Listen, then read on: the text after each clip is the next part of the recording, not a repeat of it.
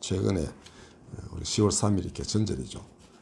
이 하늘이 열렸다 이런 뜻인데 단군이 나라를 개창한 날이라고 이제 알려진 음력 9월 상순을 양력으로 환산해서 10월 3일을 정했습니다. 그러니까 우리나라 홍익인간이라는 그런 얘기 많이 들어보셨죠? 우리나라의 건국이념 같이 이렇게 돼 있었는데요.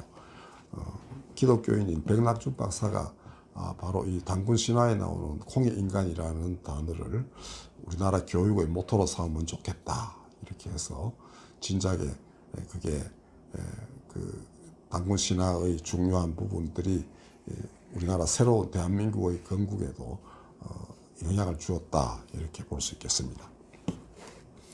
홍익인간을 그 교육의 이념으로 한 대학이 홍익대학교입니다. 그다음에 이게 이제 단군 신화에 나오는 얘기인데 그 단군 신화를 그래도 나라의 기틀로 하고 교육의 이념으로 삼겠다 해서 또 만든 대학이 단국대학교입니다. 단군 단자의 단국자. 지금은 다 이제 그 단군을 숭배하는 대종교와는 상관없는 그 학교가 됐지만은 처음에 발상은 그렇게 됐다고 합니다. 오늘은 단군 신화의 그 의미를 한번 살펴보고 그게 기독교와 연관된다는 걸 제가 참 좀 느낀 바가 있어서 말씀드리고자 합니다. 13세기 몽골 지배하에 고려의 스님이었던 이련이 쓴 삼국유사에 고조선 건국신화인 단군신화가 수록되어 있습니다. 여러분들 잘 아시겠지만 호랑이와 곰이 이제 그 사람 되려고 했는데 하느님이 말씀하시기를 100일 동안 동굴에 들어가서 쑥과 마늘을 먹으면 사람 된다 했습니다. 호랑이는 실패를 했어요. 그냥 못 견디겠다 도망쳐버리고 곰은 100일 되기 전 21일 만에 사람이 되어가지고 그 환웅 그러니까 환웅이 환인 하느님의 아들로 되어 있습니다. 환웅과 결혼하여 단군을 낳았고 그것이 우리나라의 그 최초의 시발점이었다. 이런 게 단군 신화입니다. 여기 곰은 이제 곰을 숭상하는 족속이 하나님을 숭배하는 어떤 족속, 즉 천손이라 자처하는 족속과 결합하여 고조선을 만든 것이라고 대략 해석을 해요. 그런데 제가 한 20, 30년 전에 대종교가 이제 이 환인, 환웅, 단군, 삼신을 숭배하는 그런 종교인데 지금은 세가 아주 미약해서 없는 것 같아요. 근데 그래도 그 안에서 명맥을 유지하는 사람이 있어가지고 어떤 학자가 쓰기를 이거는 짐승 같은 인간이 진짜 사람 되는 과정을 쓴 것이다. 이렇게 이야기를 했어요. 제가 참 무릎을 쳤습니다. 이렇게 안에서도 해석을 하는구나. 이 단순한 건국신화가 아니고 진정한 나라, 홍익인간의 이념을 실천하는 홍익인간은 널리 사람을 이롭게 한다는 그런 뜻입니다.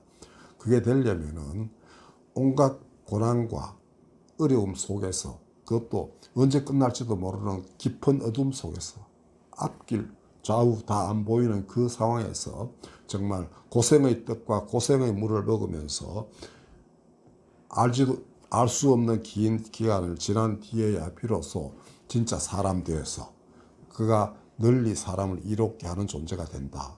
그러니까 우리 조선은 바로 그런 나라이다. 이것을 알리려 한 것이었다라는 것입니다. 이게 몽골 치하에서 처음으로 옛날부터 흘러내려온 이야기겠죠. 근데 이게 이련이 여기 쓴 이유가 뭐겠습니까? 몽골은 강대합니다. 그러나 사실 악의 제국을 해도 과언이 아닙니다. 엄청나게 많은 악행을 저지르고 수많은 사람을 죽였습니다. 근데 그것을 이겨넘기는 힘은 어디 있는가? 바로 홍익인간의 이념에 투철한 진짜 짐승이 아니라 사람, 진짜 사람이 만들어내는 나라. 이것이 그들을 이기는 것이다. 우리가 바로 그 백성이다. 우리는 환인은 대략 하나님이라고 봅니다. 그러니까 환웅은 하나님의 아들인데요. 단군은 또 그 아들. 그러니까 삼위일체 신앙하고 좀 비슷한 면이 있긴 있습니다. 그런데 중요한 것은 인간이죠. 그러니까 웅녀가 곰 여인이 사람이 됐다. 그래서 당군을 낳았다. 그 말은 가장 중요한 것이 우리 백성이 진짜로 그 고난을 통해서 참 사람 됐을 때 이 나라가 곧게 서고 결코 멸망하지 않는 나라가 되고 더욱더 만민을 이롭게 하는 그런 백성이 된다 하는 것입니다. 자, 이게 우리나라에 전통적으로 내려오는 인간관이라고 할 수 있겠습니다.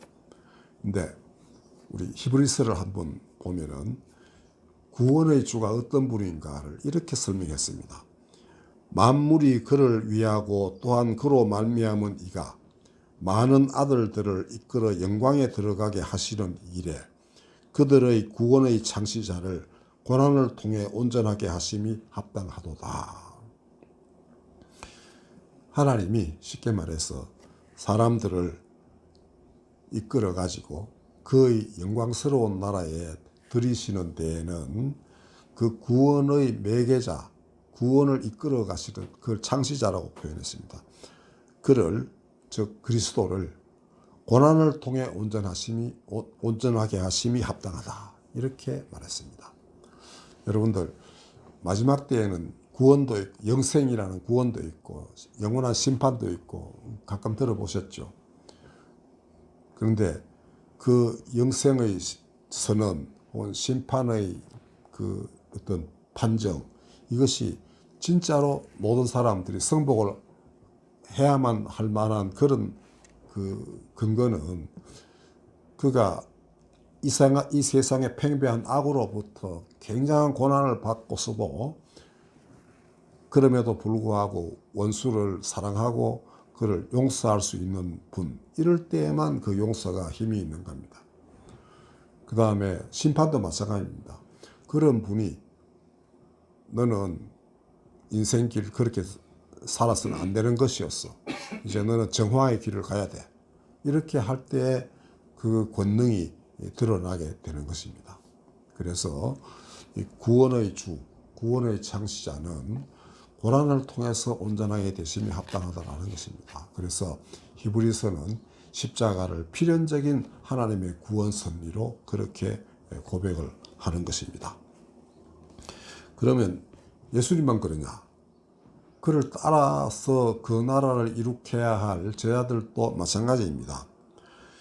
오늘 본문에 보면은 예수님은 제자들에게 내가 드디어 예루살렘에서 이 지금 유대를 지배하고 있는 그 종교적 지도자들에게 고난을 받고 죽었다가 그 다음에 사흘 만에 다시 살아날 것이다. 이렇게 선언을 했습니다.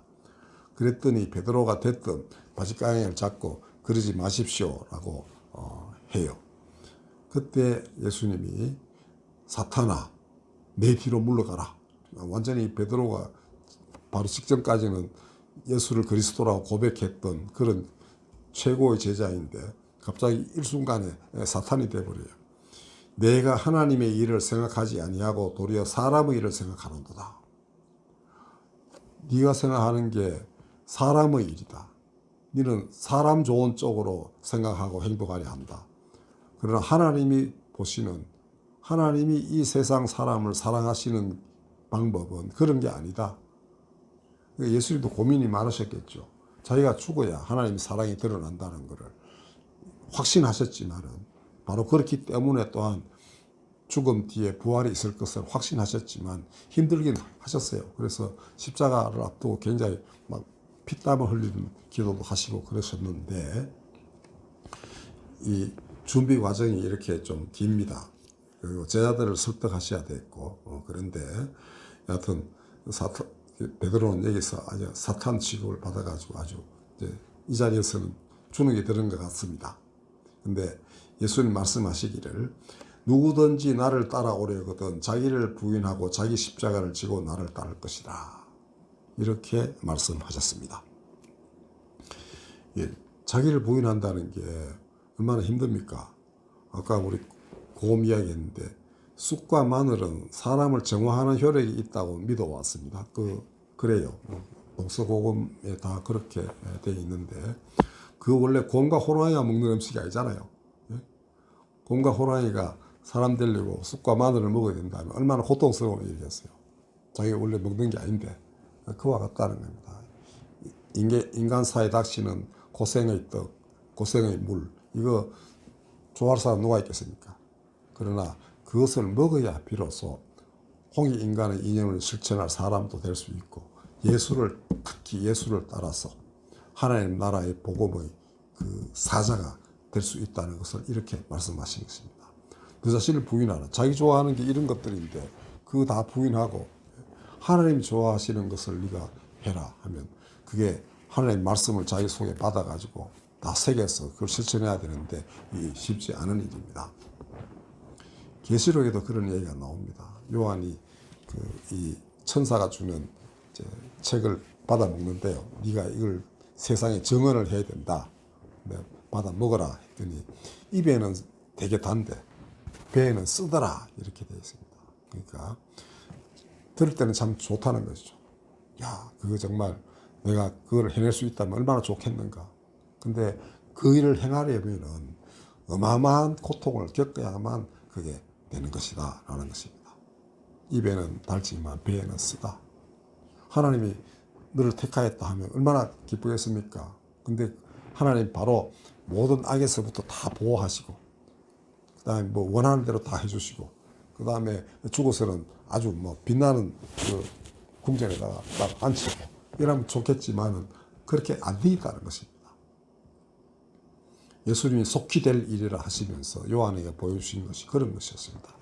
이 땅에서 특별히 내가 전한 하나님 나라의 복음을 이 세상에 구현하고 실천하고 사람들을 이끌어 가는 데 있어서는 그 복음은 정말 입에 달다. 그러나 그걸 실천하고 이룩하는 데에는 어마어마한 고통이 따르는 것이다. 그리고 그럴 때야 비로소 너희가 그 빛의 사자가 될 수 있다.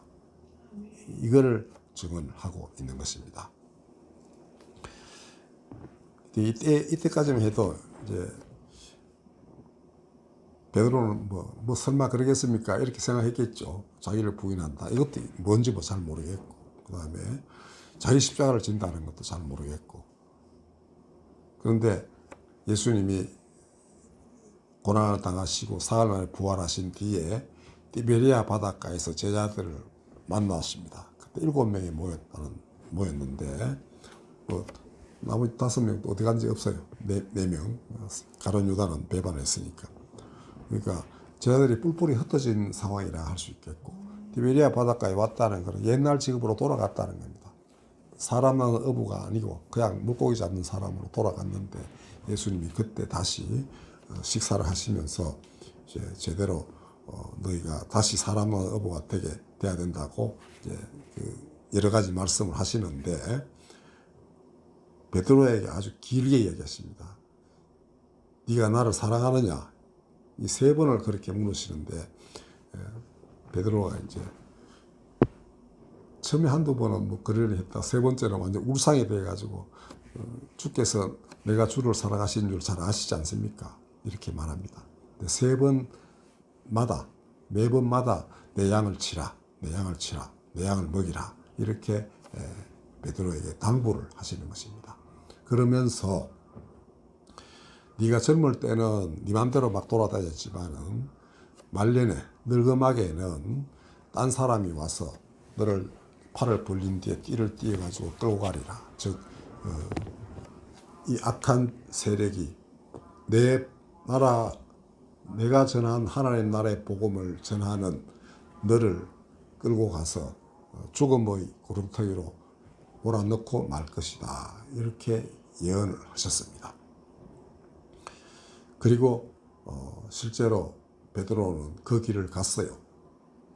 그 전설에 따르면은 로마에서 이제 전도를 하다가 박해가 워낙 심하니까 이제 딴 데 가서 그래도 계속 자기가 죽으면 뭐 교회가 이제 사라질 것 같지 않습니까? 그래서 다른 사람들도 피신하서 딴 데서 또 일을 도모하고 이렇게 하셔야 되겠습니다. 라고 해서 이제 가요. 근데 이제 로마시를 벗어나려는 그 즈음에서 난데없이 예수께서 나타나셨습니다. 그럼 말없이 이쪽으로 가시는 거예요. 그러니까 자기가 빠져나온 로마로 가신다는 겁니다. 그때 베드로가 주여 어디로 가시나이까 이렇게 물었더니 내가 로마로 간다 이렇게 대답하시는 그런 뭐 전설 같은 얘기가 있는데 그 영화로도 만들어졌습니다. 쿠오바디스라는. 그러니까 주여 어디로 가시나이까 하는 게 쿠오바디스 도미니라는 건데요. 그때 베드로는 아차 생각했습니다. 내 주께서도 그때 그를 죽이려는 사람들이 우글우글하는 예루살렘에 가셨지 않은가.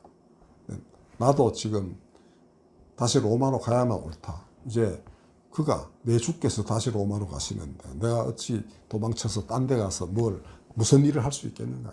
예수님이 로마로 가시는데 내가 딴 데 가서 어떻게 그 일을 하겠는가. 다시 돌아와서 순교를 당하는데 제가 어떤 옛날에 그 12사도의 행적 같은 걸 기록한 책이 있어요. 거기 보면 맨 마지막에는 내 주께서 십자가에 달려서 돌아가셨는데 나는 거꾸로 달려도 참 거꾸로 달려서 죽어도 마땅하다 이렇게 해서 십자가에 거꾸로 달려서 죽었다고 되어 있습니다. 그런데 그 처형되기 전에 한 수십일간을 감옥에 갇혀 있는데요. 기둥에다가 이렇게 그냥 세운 채로 묶어놔요. 근데 그러니까 앉지도 못하고 그냥 묶여서 대소변 다 봐야 되고 이러는데 그 감옥이 뭐 한 수백 년간 계속 그런 식으로 그 죄수들을 다루었던 곳이라고 합니다. 오물이 온돈에 가득 찬 그런 그 감옥인데 그 이제 미끄럼틀 같은 데서 음식 주면 받아 먹고 뭐 이런 것입니다. 그런데 거기서 베드로를 상대했던 모든 간수들이 다 그리스도를 믿는 사람이 되었다라는 것입니다. 그러니까 내 기억에 한 수십 명 돼요. 그러니까 그 감옥에서 그는 어떤 힘이 이 묶여 있는 베드로를 통하여 사람들을 설득하고 감화시켰는지 우리는 모릅니다. 분명히 아버지와 아들과 성령의 역사가 있었겠죠. 그것은 베드로의 그 믿음, 자기를 부인하고 자기 십자가를 지고자 하는 그런 가운데에서 그는 온갖 고난의 떡과 물을 마셔야 되는데 바로 그 믿음, 그런 태도, 그걸로 인해서 정말 로마의 핵심 아닙니까? 그 교도소 간수들, 로마를 지탱하는 가장 중요한 사람들인데 그 핵심 멤버들이 바뀌어나가기 시작했다라는 것입니다. 그래서 저 말씀대로 이 디베리아 바닷가에서 약속하신 대로 그 길을 갖고 베드로는 결국 그 뜻을 이루었습니다. 그래서 처음에 예수님이 마태복음 16장에 보면은 내가 그 베드로를 반석이라고 부르시면서 베드로 원래 이름 시몬입니다. 유대 이름이. 근데 베드로라는 이제 라틴어 이름을 줘요. 로마식 이름인데 그게 반석이라는 뜻입니다. 근데 바로 이 피터, 베드로의 반석 위에 이 반석 위에 내 교회를 세우리니 음부의 권세가 이기지 못하리라 이렇게 하셨습니다. 그리고 그에게 천국의 열쇠를 주셨는데 네가 한 땅에서 매면 하늘에서 매이고 땅에서 풀면 하늘에서 풀린다라고 했습니다. 이것은 바로 이 길이 만민이 갈 수밖에 없는 길이라는 것을 뜻합니다. 그러니까 사람들은 결국 고난을 통하여 온전함을 얻는 진짜 사람 되어 나가는 것. 그게 기독교인들은 십자가와 상관없이 구원 얻는 거 이거 불가능합니다. 이 세상에서 많은 종교가 있지만 기독교는 고난을 통하여 고난 당하신 그분의 그의 덕을 타고 올라가 가지고 나는 좋은 데 가고 이분은 계속 고난 당하고 이거 아니라는 겁니다. 그분을 따라가는, 그래서 고난 가운데에서 서서히 사람이 되어가는, 그래서 십자가를 친 예수를 점점 더 깊이 알고 하나가 되어가는 것, 이것이 구원의 길이라는 것입니다. 단군신화는 고난이 사람 만든다 이렇게 했는데, 성경은 더더욱더 이거는 신화가 아닙니다. 단군신화는 뭐 정말 신화라고 볼 수 있고, 단군은 실존 인물이라는 설도 있습니다만은 그게 웅녀가 어떻게 뭐 되겠어요. 근데 여하튼 그것도 그 나름대로 의미가 있는 것은 아까 말씀드린 그겁니다. 고난이 사람 만들고 공의 인간의 이념을 실천할 수 있게 만드는 것이다 하는 건데, 그리스도교는 실제로 이걸 행하신 분이 구주이시고, 그 다음에 무수한 사람들이 바로 그 길을 따라서 실제로 그 나라를 이룩했던 것입니다. 원수 사랑하는 사람 참 많습니다. 그리고 그것이 정말 기독교가 이 땅에 뿌리내리는 원동력이었습니다. 많은 순교자를 냈지만은 결국은 다른 순교를 강요했던 제국은 다 쓰러졌어요. 그러나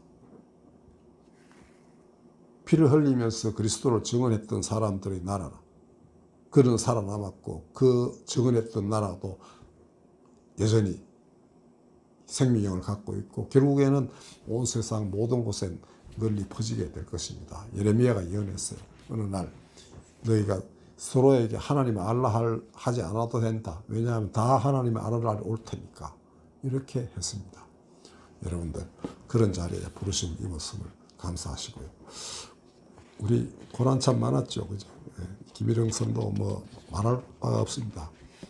그렇지만은 그것이 바로 우리 정말 이 땅에 하나님 나라를 이룩하는 데 있어 그 밑거름이 되는 사람들은 바로 그 길을 걸어갈 수밖에 없다는 거 우리 명심하시고, 오히려 거기에 감사할 수 있는 여러분들 되시기를 바랍니다. 기도하겠습니다.